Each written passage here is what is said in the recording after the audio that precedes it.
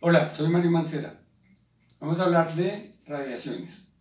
Y cuando hablamos de radiaciones tenemos que ser muy específicos en el rango de frecuencias de las radiaciones de las que estemos hablando. Porque el espectro pues, es muy grande. En forma general podemos hablar de radiaciones ionizantes y radiaciones no ionizantes. Pero cada una de estas pues, tiene una gran cantidad de variaciones, diferentes tipos de radiaciones, con efectos también diversos. Las radiaciones pues, están relacionadas con los campos electromagnéticos, es decir, tenemos un campo eléctrico y ese campo eléctrico tiene asociado un campo magnético.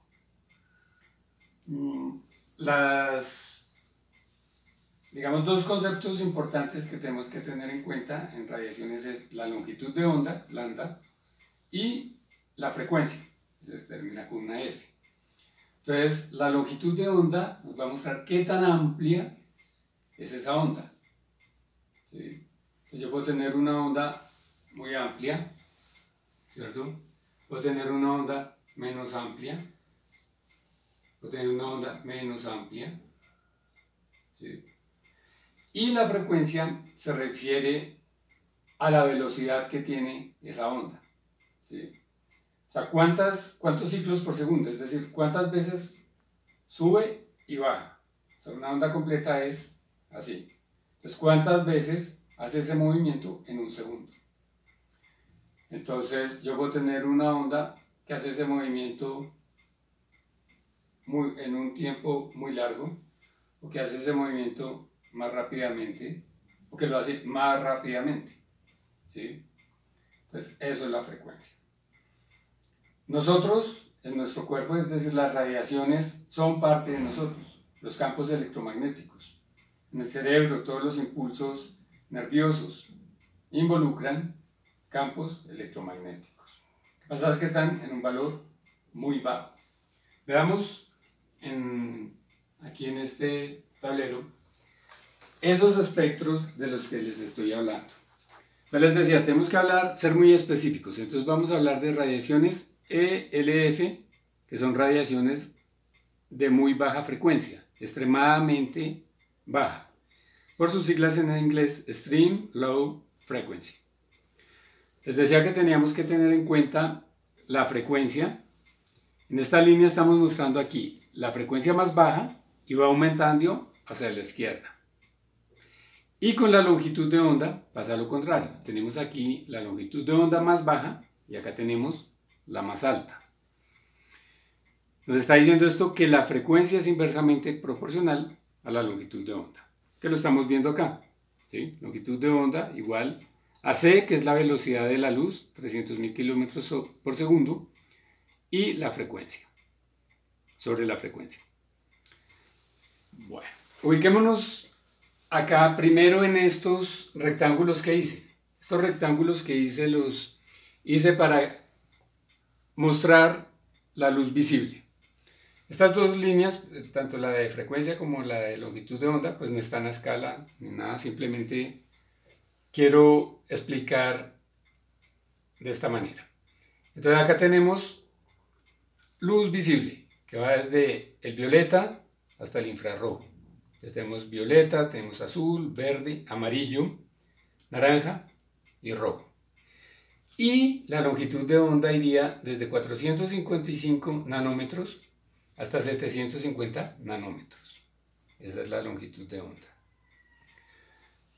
¿Qué pasa cuando empezamos a subir? Entonces cuando empezamos a subir ya hablamos del ultravioleta, hablamos de los rayos X, hablamos de los rayos alfa, beta, gamma y cósmicos.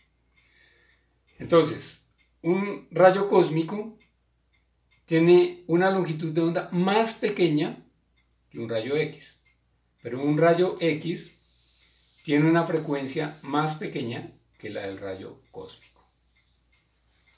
Si nos vamos hacia el otro lado, entonces vamos a encontrar la radiación infrarroja, radar, FM, televisión, radio y energía eléctrica.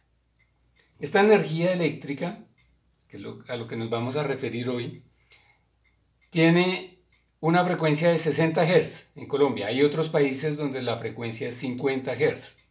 Entonces acá, ¿qué es 60 Hz? Entonces, si yo tengo acá 60 Hz para esa energía eléctrica, la longitud de onda correspondiente es casi de 5 kilómetros. En otros países donde es 50 Hz, esa longitud de onda va a ser de más o menos 6 kilómetros. O sea, es muy amplia, ¿sí? Y acá a este lado, entonces, esta radiación, incluyendo la última franja del violeta, ya aquí empieza a ser esta radiación ultravioleta, perdón, la última franja del ultravioleta, ya es radiación ionizante, Es decir, que es capaz de hacer ionización a nivel celular, o sea, puede alterar el átomo, ¿cierto? Mientras que la no ionizante, radiación no ionizante, no tiene ese efecto iónico, ¿sí? De efectos iónicos. Los efectos que tiene, entonces puede generar cefaleas, puede generar lagrimeo, incluso dolor ocular,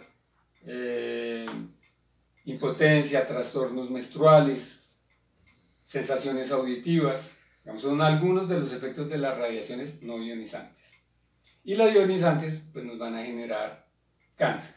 Una radiación, entre más pequeña sea y tenga una mayor frecuencia y tenga una longitud de onda menor, va a ser más penetrante, ¿sí? Por eso estas radiaciones son más peligrosas en este sentido, ¿sí? Más peligrosas en este sentido, porque van a penetrar más. Entonces, en la medida que penetran más, alteran, digamos, la salud de una forma mayor.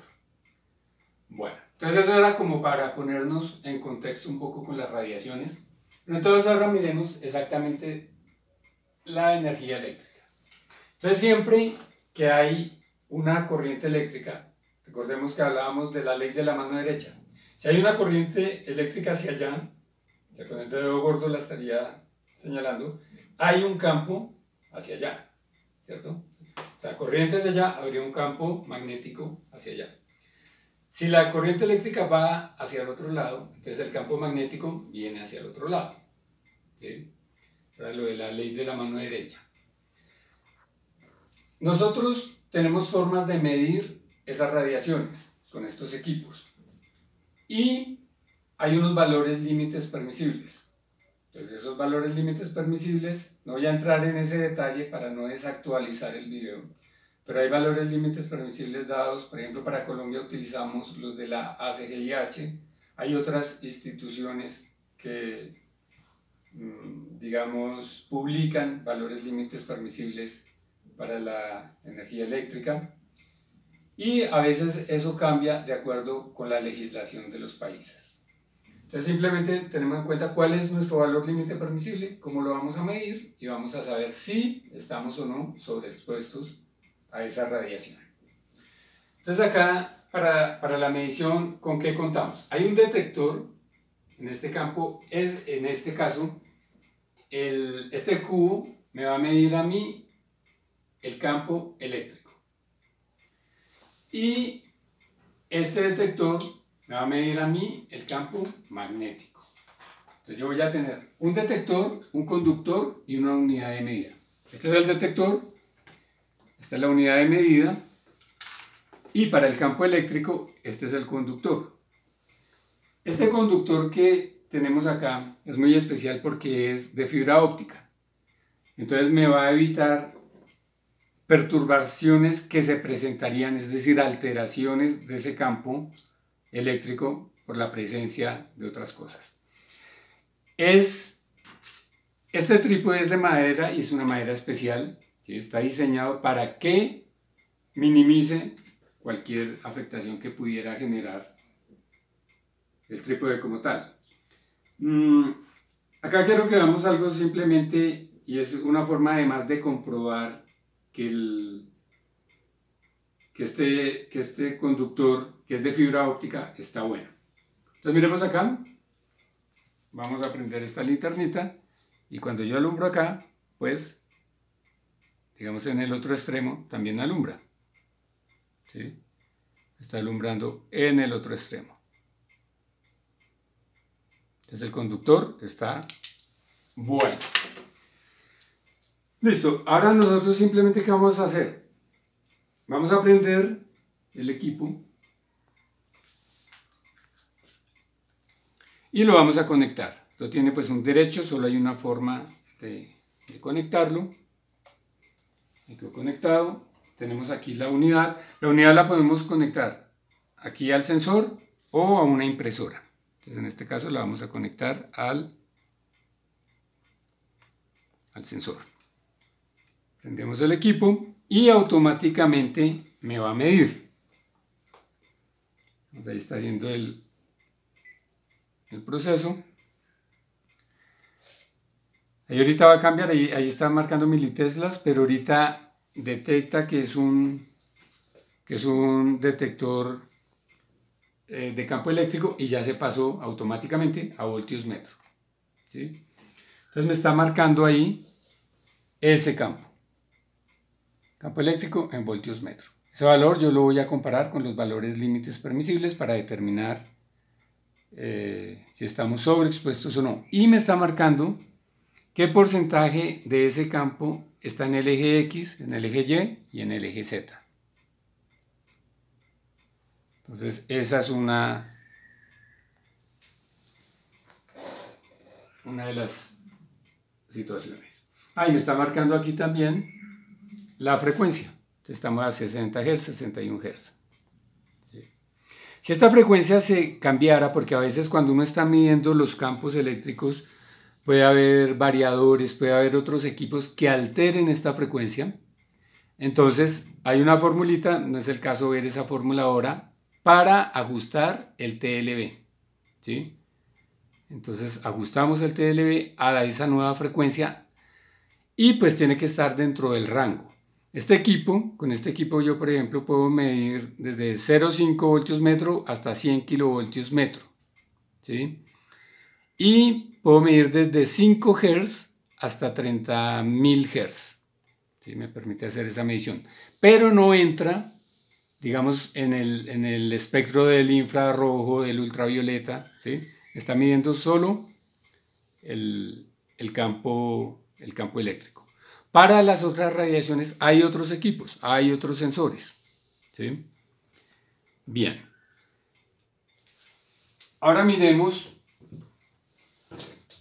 el campo magnético. Bueno, el campo eléctrico siempre se relaciona, el campo eléctrico, con la tensión. El campo magnético se relaciona con la corriente. Entonces acá simplemente vamos a conectar.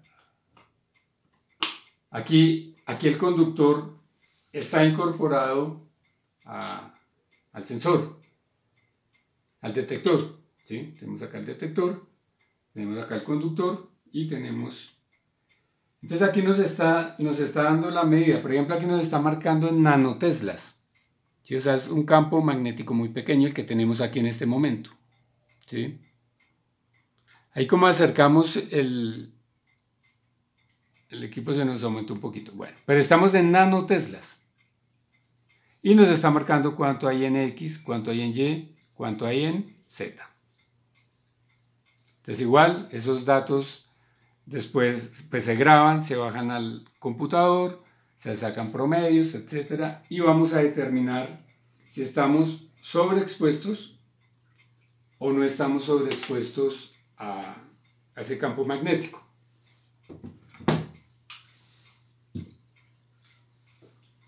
Bueno, entonces básicamente era lo que quería contarles esta vez.